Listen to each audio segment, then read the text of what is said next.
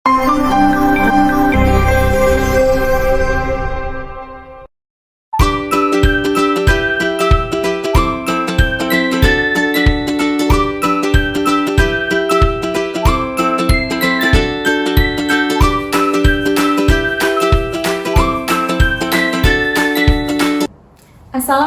warahmatullahi wabarakatuh. Saya Cut Dewi Rosanti, calon guru penggerak dari Angkatan 9 SMA Negeri 2 Kusuma Bangsa Muara Batu. Saat ini sedang bersama saya rekan kerja saya, Ibu Hayatul Wardani, guru kimia dari sekolah kami. Insya Allah kita akan melaksanakan percakapan praobservasi. Assalamualaikum Ibu Hayatul, apa kabarnya Ibu hari ini? Waalaikumsalam, alhamdulillah saya kabar baik. Alhamdulillah. Ibu, hari ini mungkin kita akan melakukan percakapan praobservasi dulu ya Bu, sebelum kita menjalani kegiatan supervisi nanti kita di kelas. Adapun tujuan yang kita lakukan dalam supervisi ini adalah untuk mengetahui dan juga mengevaluasi tujuan ataupun jalannya proses pembelajaran yang akan Ibu lakukan nanti. Mengapa Ibu kita perlu menjalankan percakapan praobservasi ini? Direncanakan agar Ibu bisa lebih siap, Ibu juga menjadi lebih percaya diri untuk memberikan yang terbaik kepada murid kita di kelas. Siap Ibu ya, ada beberapa pertanyaan yang akan saya sampaikan kepada Ibu Hayatul. Yang pertama adalah, kira-kira apa tujuan pembelajaran yang akan Ibu capai? Di pembelajaran nanti tujuan pembelajaran yang akan dicapai itu adalah siswa mampu menjelaskan apa yang dimaksud dengan sistem dan lingkungan di dalam termokimia, dan juga dia mampu menjelaskan apa itu reaksi eksoteron dan endoteron yang ada dalam termokimia. Baik Ibu, tujuan pembelajarannya tadi adalah bagaimana siswa bisa memahami dan menjelaskan apa itu endoteron dan eksoteron dalam prinsip kimia Ibu ya. Bagaimana dengan area pengembangan yang ingin Ibu Hayatul capai? Area pengembangannya kalau dari sisi pengetahuan yang saya jelaskan tadi, yaitu siswa mampu menjelaskan apa itu reaksi eksoteron dan endoteron. Kalau dari sisi keterampilannya, siswa itu mampu melakukan praktikum tentang reaksi eksoteron dan endoteron serta mampu mempresentasikan dan melaporkan hasil dari praktikum mereka. Masya Allah Ibu ya. Baik, saya juga ingin mendengar rancangan pembelajaran yang telah Ibu buat, baik dari strateginya, model pembelajaran ataupun metode pembelajaran yang hendak Ibu lakukan nanti. Kalau dari segi pendekatan, saya di sini mau melakukan pendekatan atau menerapkan pendekatan saintifik. Kemudian model pembelajarannya problem based learning atau PBL ya, dengan metode diskusi dan tanya jawab, dan menggunakan media PowerPoint di sini yang saya gunakan. Adakah media pembelajaran yang akan Ibu gunakan nanti di kelas? Itulah media pembelajaran yang akan saya gunakan adalah PowerPoint, dan mungkin nanti ditambah lagi ketika mereka melakukan praktikum, itu kan ada media tambahan yang bisa mereka dapatkan di laboratorium. Saya jadi tidak sabar. Kira-kira kapan Ibu akan melaksanakan pembelajaran tersebut? Di hari apa Ibu? Di kelas berapa dan di jam berapa? Pembelajaran karena ini materinya tentang termokimia yang ada di kelas F2 ya, dan pembelajarannya akan hari Selasa tanggal 28 November 2023 Bu. Baik Bu, saya akan datang ke kelas nanti insya Allah ya Bu ya. Nanti setelah observasi kita juga akan melaksanakan percakapan seperti ini Bu, namanya percakapan pasca observasi. Sebelum kita akhiri, apa yang Ibu dapatkan dari percakapan praobservasi kita hari ini? Dari percakapan ini saya menjadi lebih siap nanti untuk melakukan proses pembelajaran dengan siswa di kelas. Ini saya rasakan Bu. Ya Alhamdulillah, jadi di percakapan kita praobservasi ini memang diperuntukkan agar semoga Ibu menjadi lebih siap, Ibu juga jadi memiliki gambaran ya Bu ya untuk pembelajaran nanti. Baik Ibu, sampai bertemu nanti di kegiatan observasi di kelas dan juga percakapan pasca observasi kita. Terima kasih Bu, Assalamualaikum. Waalaikumsalam. Ya, Assalamualaikum warahmatullahi wabarakatuh. Waalaikumsalam warahmatullahi wabarakatuh. Oke, anak-anak Ibu semuanya, seperti biasa sebelum kita mulai belajar, silahkan kita berdoa dulu. Doa belajarnya hari ini akan dipimpin oleh Ayu. Silakan Ayu. Mari sama-sama kita membaca doa belajar. Bismillahirrahmanirrahim. Rabbi zidni ilman warzuqni fahman, artinya ya Allah ya Tuhanku, tambahkanlah ilmu padaku dan berilah aku pengertian baik. Oke, anak-anak ibu semuanya, alhamdulillah kita sudah berdoa. Semoga apa yang kita pelajari hari ini nanti bisa langsung kita terima ya. Oke, sebelum kita mulai belajar, ibu mau mengecek dulu siapa hari ini yang tidak hadir. Tadi Afifah, kenapa? Sakit. Sakit. Oke, kita doakan semoga kawan kita segera sembuh. Oke nak, jadi sebelum kita mulai belajar materi hari ini, ya, ibu mau mengingatkan kembali kalian materi di SMP ini. Kalian di SMP belajar di IPA terpadu, kalian belajar tentang energi. Ada yang masih ingat apa itu energi?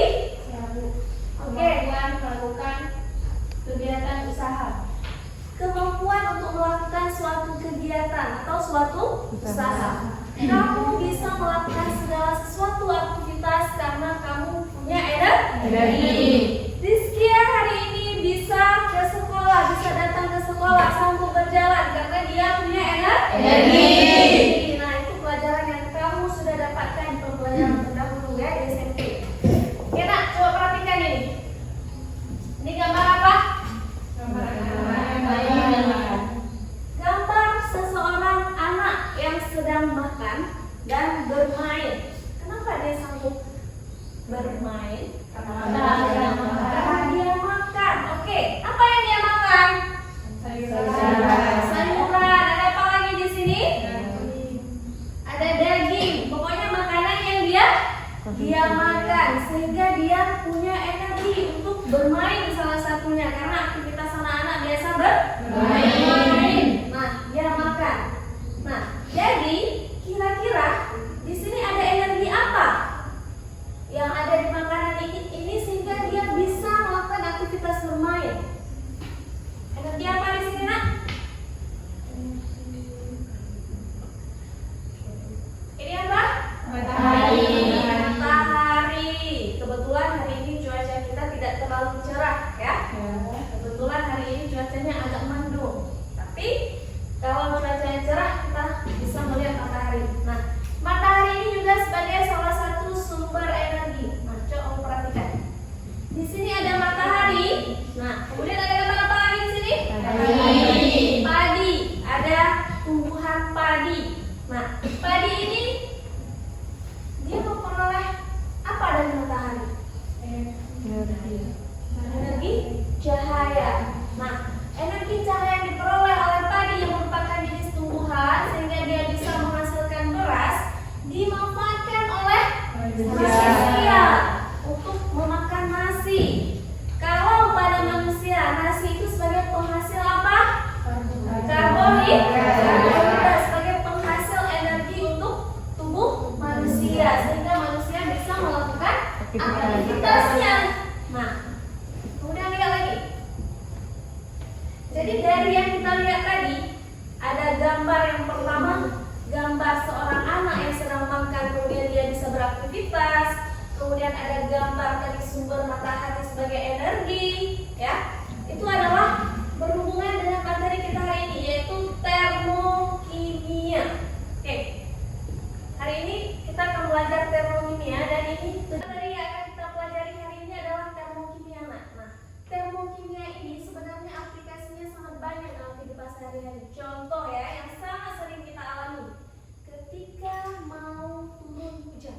Bagaimana keadaan kondisi lingkungan kita? Ada terasa nggak kalian panas cuacanya? Ada nggak? Ada. Nah, itu berhubungan dengan reaksi termokimia. Nanti kita akan lihat dia masuk reaksi eksoterm atau endoterm.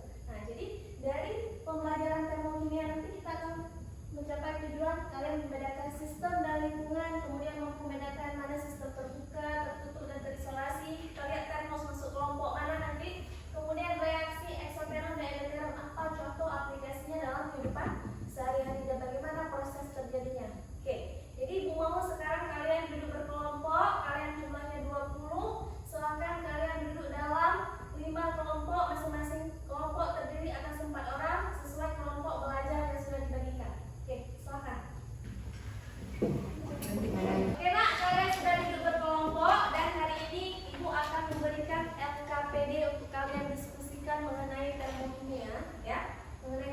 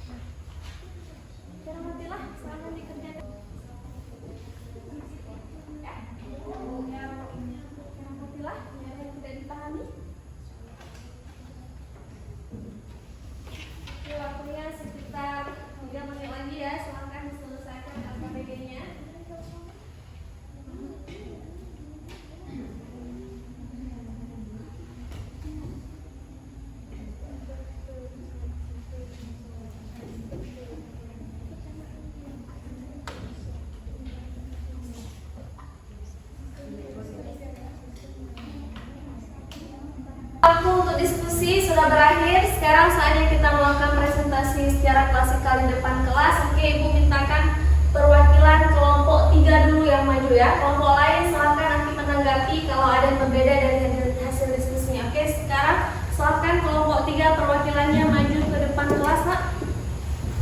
Oke, suaranya dia ya.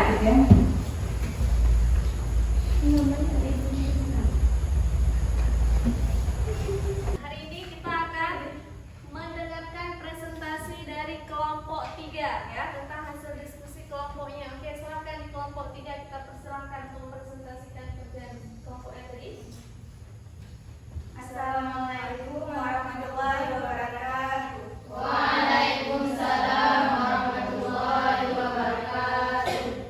Kami dari kelompok 3 ingin mempresentasikan hasil diskusi kelompok kami. Jadi teman-teman kalian perhatikan ke kegiatan 3 gambar di sini.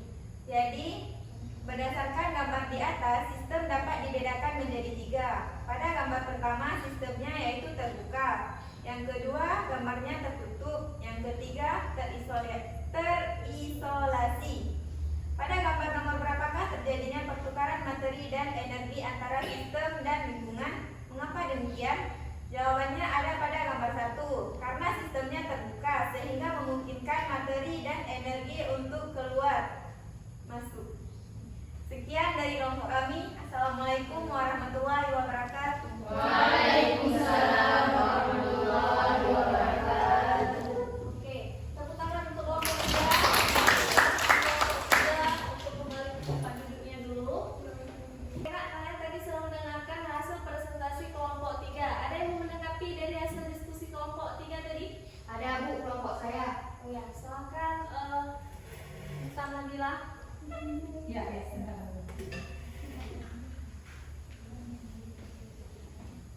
Assalamualaikum warahmatullahi wabarakatuh. Waalaikumsalam warahmatullahi wabarakatuh. Saya Gita Nabila dari kelompok 2 ingin menanggapi hasil kerja kelompok 3. Setelah kami memperhatikan hasil kerja kelompok sarang Nadia, menurut kami sudah sesuai dengan prinsip-prinsip termokimia. Sekian dari kelompok kami. Assalamualaikum warahmatullahi wabarakatuh. Waalaikumsalam warahmatullahi wabarakatuh. Oke, kasih tepuk tangan untuk bagus dan presentasinya juga sangat bagus tadi ya. Jadi Ibu kembali mengingatkan kalian bahwa termokimia tadi kita di situ belajar bagaimana dikatakan sistem dan bagaimana dikatakan lingkungan. Tapi kalau dalam pembelajaran geologi kamu belajar lingkungan adalah segala sesuatu yang ada sekitar kamu. Tapi dalam konteks termokimia yang dikatakan dengan sistem adalah yang ada atau yang menjadi pusat perhatian kita dan segala sesuatu di luar dari sistem itu semuanya namanya lingkungan. Tapi kalau yang dalam konteks biologi lebih ke yang berhubungan dengan alam sekitar. Nah, sistem di dalam termokimia itu ada 3. Mungkin kalau yang sering kalian lihat, kalian tidak tahu itu namanya apa, tapi sering sekali kalian melihat dalam kehidupan kalian. Yang pertama tadi ada sistem terbuka, di mana di situ terjadi 2 proses. Yang pertama terjadi proses pergantian materi atau zat yang ada di dalam sistem bisa keluar masuk. Satu lagi energi, energinya dalam bentuk kalor karena di sini berbicara tentang termokimia. Jadi bisa keluar masuk. Contoh, kalau dari gambar yang ada di LK kalian tadi, LKPD kalian tadi, ada sebuah gelas yang diisi dengan kopi yang masih panas dan tidak ditutup. Nah, di situ terjadi apa? Prosesnya adalah kopinya dapat kamu tambahkan kembali, artinya materinya bisa keluar masuk, kemudian panas tadi juga bisa keluar masuk. Jadi terjadi pertukaran energi yang bisa keluar masuk. Nah, itu namanya sistem terbuka. Kemudian sistem yang kedua, sistem tertutup. Ada gambar di gambar 2 yang ada di LKPD kalian tadi. Ya, di mana di situ ada sebuah gelas yang berisi kopi juga, tapi kopi gelasnya itu ditutup. Nah, ditutup berarti tidak memungkinkan terjadi pertukaran zat atau materi yang ada di dalam kopi. Hanya terjadi perpindahan atau pertukaran panas. Panas kalau yang kamu tutup biasa kopinya juga nanti lama-lama akan dingin. Jadi panasnya bisa berpindah juga. Nah, itu namanya sistem tertutup.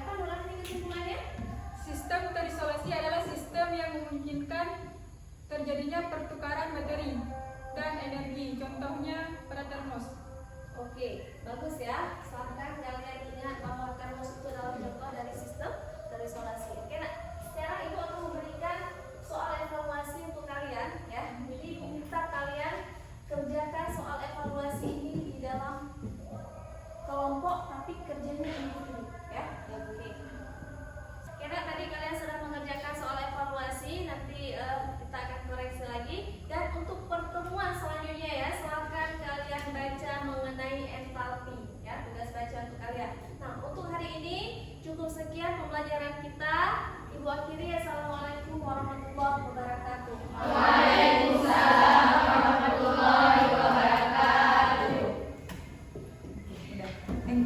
Assalamualaikum warahmatullahi wabarakatuh. Berjumpa lagi dengan saya Cut Dewi Rosanti, calon guru penggerak angkatan 9 dari SMA Negeri 2 Kesuma Bangsa Muara Batu, Aceh Utara. Saat ini saya tidak sendiri, saya bersama rekan saya Ibu Hayatul Wardani, guru kimia dari sekolah kami. Baik Ibu, Assalamualaikum warahmatullahi wabarakatuh. Ibu Hayatul, apa kabarnya hari ini? Waalaikumsalam, alhamdulillah baik Bu Cut. Bu Cut apa kabar? Alhamdulillah baik juga Ibu.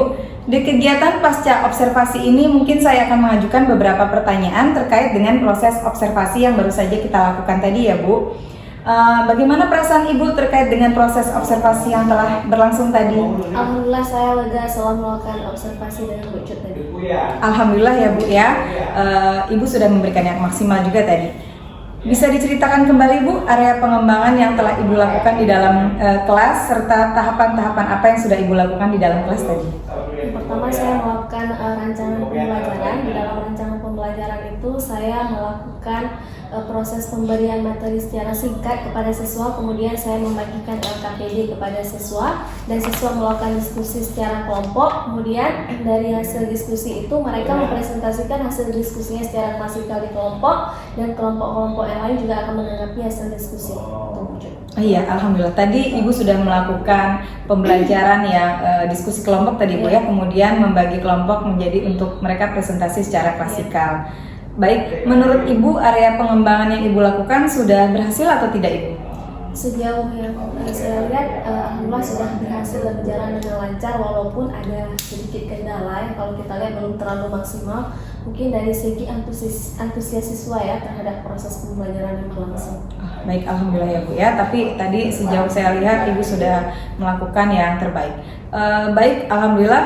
Nah, menurut Ibu apa ya tantangan ataupun kendala yang menurut Ibu masih saja ditemukan saat Ibu melakukan pembelajaran tadi di kelas? Nah, seperti yang saya bilang tadi, walaupun mungkin berjalan lancar, tapi ada kendala mungkin dari segi antusias siswa atau siswa tidak semua terlibat aktif dalam proses pembelajaran.